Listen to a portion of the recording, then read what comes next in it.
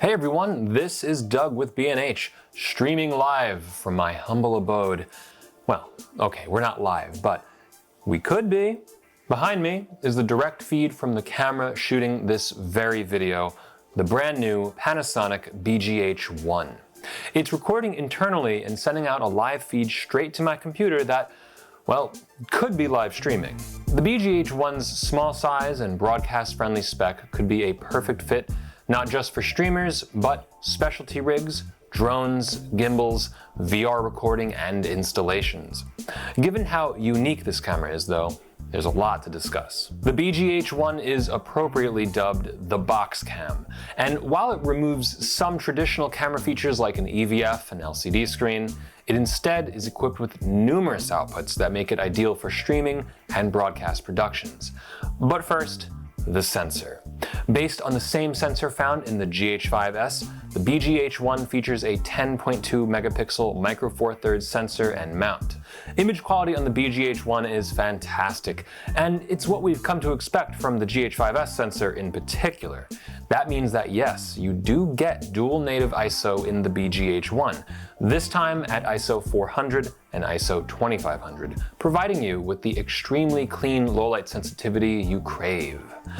Given the form factor, it should be clear that this would produce an exceptional image for shoots with minimal lighting, but it also means that you have much more flexibility in exposure, which is useful for streaming setups that might not have as much available light. Recording itself is broadcast level through and through. Internally, the BGH1 can shoot up to 4K 422 10-bit video up to 30 FPS and 420 10-bit at 60 FPS. The camera's 400 megabit per second all-intra mode also goes up to 4K 30 FPS, and you can even shoot in Cinema 4K here as well. Now, you might be surprised to hear that the camera supports anamorphic shooting and lenses, so there isn't much of anything that you can't do.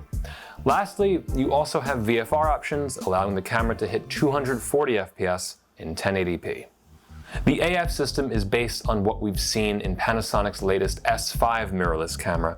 However, because this is a smaller micro four thirds sensor as opposed to the full-frame sensors seen in the S5, the AF performance itself is much faster across the board. This is a dramatic improvement, especially when tracking, which for a camera like this is necessary.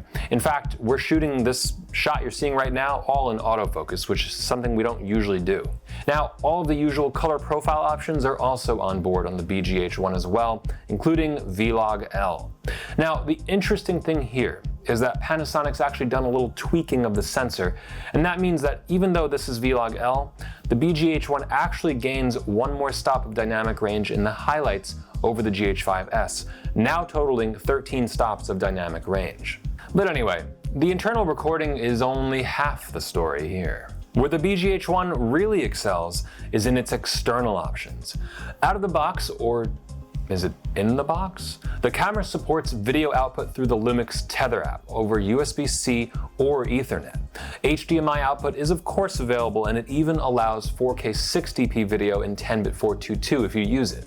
The app can also control the camera through the Ethernet cable, which we'll get to in a minute, but believe it or not, if you've got a networking switch with PoE Plus support, you can even power the BGH1 through the Ethernet as well.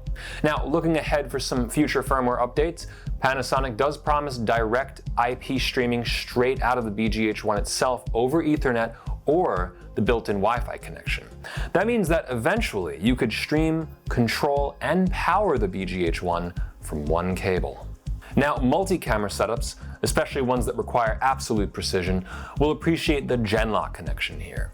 Providing Genlock to multiple cameras ensures frame-accurate matching between them, which is required in setups like VR rigs or broadcast sports. Before we move on though, I should mention that the SDI connection you see here is a 3G SDI connection, meaning it is limited to 1080p output, so it's primarily for monitoring rather than recording. So let's finally address the whole recursive video situation you see behind me. Using Panasonic's LUMIX Tether for Multicam App, you have complete control of the BGH1. In this example, I have the camera connected via USB-C to my desktop computer, and this is in fact actually rolling right now. Let's take a look at the app. the first thing you'll want to do is turn on the live view. Don't worry, the stuttering you see behind me here is strictly in the live view and it's not in the recordings. Your color profile, exposure, and aspect ratio are reflected in the live view, and you can even click to focus. If we go over to the menu option, you can see that we have a pretty much one-to-one replication of the typical menus you'd find in a GH series camera, allowing you to customize everything in the camera. That said, the app itself provides a more desktop-friendly approach to setting up the camera once you've settled on the recording options. That means the exposure controls, white balance, picture quality settings, and video recording options are all configurable from the app itself. Now, on the right side of the live view, you'll see monitoring options and even rotation options for the live view, in case the camera's mounted upside down or vertically. There are also some additional recording and import settings found at the bottom of the left menu. This pops out another window which lets you record to the camera and automatically import those recordings to a designated folder. It's not simultaneous recording, but it does automate the process a bit. Firmware updates can also be uploaded here to the camera, which is a nice change from the usual SD card process.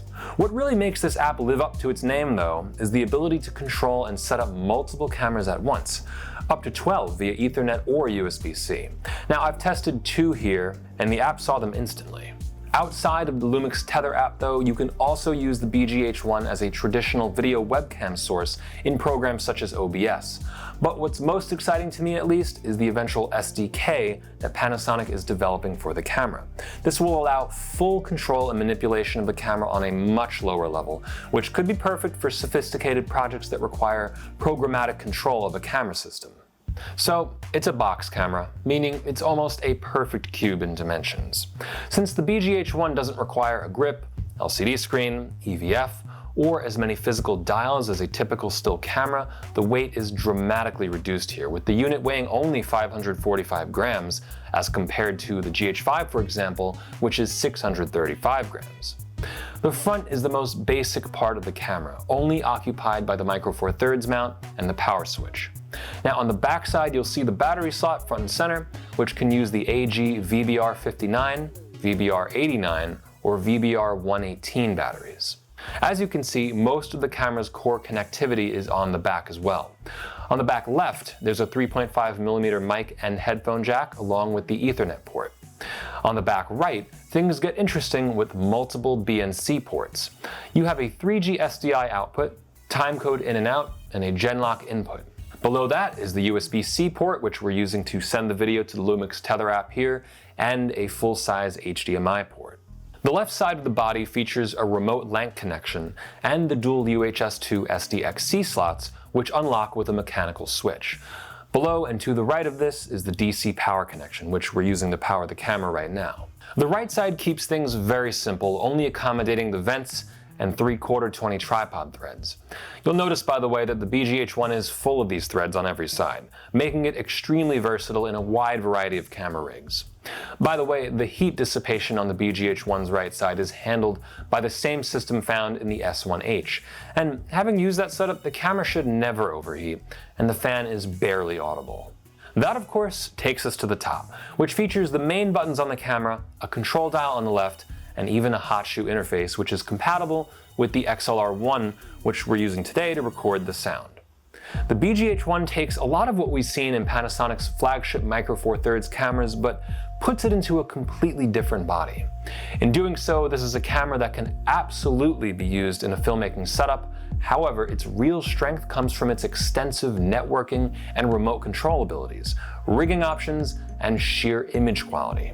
For streaming, VR cinematography, crash cams, specialty installations, and so much more, the BGH1 could be just what you're looking for. I'm Doug with B&H, and I'll see you next time.